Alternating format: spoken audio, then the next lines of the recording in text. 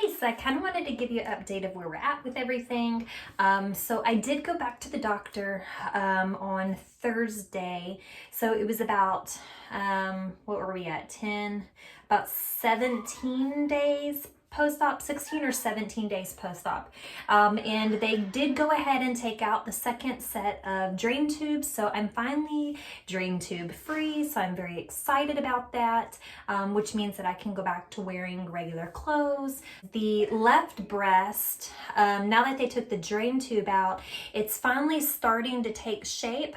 You can see here the dimple in though. So there's still a little bit of, and it goes all the way up to here, a little bit of a dimple in, but it's overall, the implant's starting to settle down a little bit and take more of a regular shape. This breast, on the other hand, my right breast, although shape-wise it looks good, pretty much good. You can see where it's thickened through here. It is because the blood flow, there is none. Originally, the plastic surgeon said that she thought that it was just going to be bruising because they had so much trauma to the tissue. However, at my last checkup that I went to, we did find that it is not bruising, although the color has cleared up. The skin is now doing, it's acting almost as if it's a burn. And she said that this is normal. Whenever your tissue starts dying out, it'll start forming blisters and they'll pop and ooze. Ooze may not be the right word. You can see that I also have like this weird right here. Again, it's because everything's kind of settling, and then you can see here I still have a very thick where this was all meat originally when they took it off. So again, I'm exactly tomorrow will be exactly 3 weeks since my surgery. So this is where the tissue basically was completely gone. It was just down to like fat almost, if that even makes sense. So it's scabbed up really nicely, but you'll see how the skin here is a very different color than everywhere else. It's because from here over to the nipple, that skin there, that is all dying. So again, that's because there's no blood flow coming to it. After I went and saw my plastic surgeon, she was kind of very, she wasn't exactly transparent to everything. So she did not state that it was dying. She had just prescribed me with this. It is a silver cream, basically. I have to put it on twice a day. She said she wants to treat it as just like a burn wound. So I just put like a pea-size amount. I just dab it on to all of this portion and then underneath the breast, because underneath the breast is really starting to change colors as well. I'll see if I can show it to you without showing too much.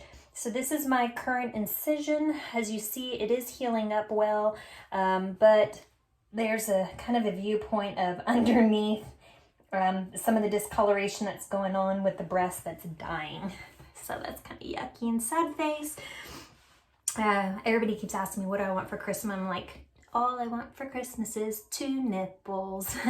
But it doesn't look like I'm gonna get my wish for Christmas this year. When I did go, lose my focus. So I have this cream, I put it on twice a day. She's hoping that it will scab over like this one is. And she said scabs are nature's band-aid. Once a scab forms, hopefully the skin it'll get some new generation underneath it. And she said that because it is so deep, that it'll probably cause permanent scarring. So it won't be the prettiest thing in the world, but I'll take it if I can get like a live skin. After I left her office, I did have to go up for my post-surgery checkup with my breast surgeon. She again is the one that did the scooping portion, and she was very transparent with me, so I really do appreciate that about her. She immediately had me lay down so she could kind of look at it, touch it, and she had told me that it is dying. So she's the one that actually told me everything that's going on with it. She said it was pretty abnormal. She says usually if the skin is going to die, it'll die on the outer portion of the breast, where again mine is dying all on this inner portion is dying. So she was kind of perplexed as to why that is. I don't know either. However, I trust her, and she said not to worry about it. She said the main thing to worry about is infection. So she told me to be very aware of my skin. But infection is the biggest thing that she's worried about. She gave me her cell phone number and said if I start to see anything that might be infection, to immediately take a picture and send it to her. And so if it is an infection, we can kind of get that going with some antibiotics as soon as possible. So that is where we are at with the breast recovery 3 weeks after surgery. As far as pain and everything, I still don't have feeling sensations through here though. I can feel almost like a pressure, if that makes sense. But I don't have, like if I do this, I can't feel myself doing anything. Now up here, I start to have feeling. Now when I'm here, I definitely have all my feeling from there up. Still no feeling in the breast from here down. She says as the swelling continues to go down, I should get some of the nerve sensation back, but a lot of women won't have any nerve sensation. With that being said, all the way over here, I do have all of my feeling back on the outside portions, and it is highly sensitive. So I did attempt to wear a bra on Saturday. The problem that I'm finding is I did order 2 of the mastectomy bras that are like pressure, but because the nipple is dying and the skin is dying, you don't want pressure on it. So I was told not to wear a compression bra. So wasted my money on those apparently. But I did put on a bra that is more like this shape, and it comes down to like right below the ribs, because again, my sutures are underneath the breast. So because they're right where your normal bra line is, I went ahead and wore the one that was here. What I found with it though was, again, it was just a little bit too tight, so I felt very uncomfortable. I felt like something almost like pressure on me the whole time. So I did try yesterday a different bra. I tried just a seamless, no underwire triangle bra. But I found with that one really started to rub where my sutures are. So that agitated me, and then also it came up a little bit higher, and so by the time, every time I would rub my arms, by the time like 2 hours had passed, I'd gone to church, and by the time church was over, I was basically just walking like this. And my husband noticed, he's like, "You're ready to go home." I'm like, "Yeah, I need to free the titties," because they were just absolutely, it was just so uncomfortable. Again, through here, no sutures, I'm just highly sensitive. So today, my first day back at work, it was nice because my work and coworkers are so amazing and so understanding of everything that I'm going through. So I'm on light duty, kind of administration kind of right now.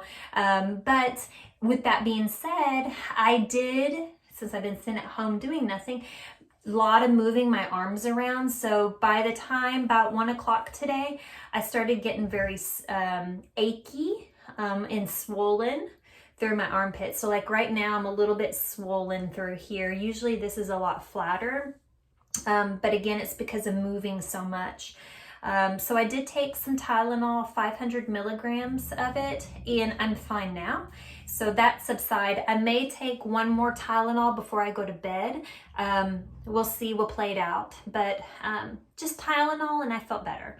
I did not wear a bra today. This is all I wore today. It's just basically a little cami. It's very soft, very thin, no lining. It's very stretchy.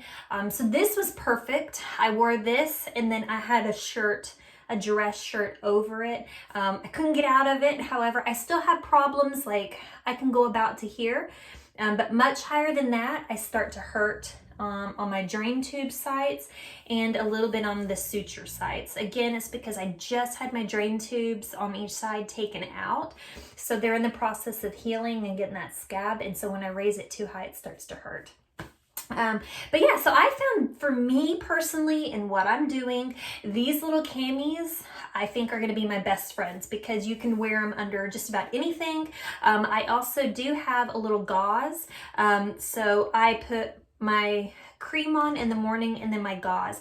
Maybe TMI, but I did, like when I got home today, I did take my gauze off, and it's still got a lot of the almost like oozy cream now.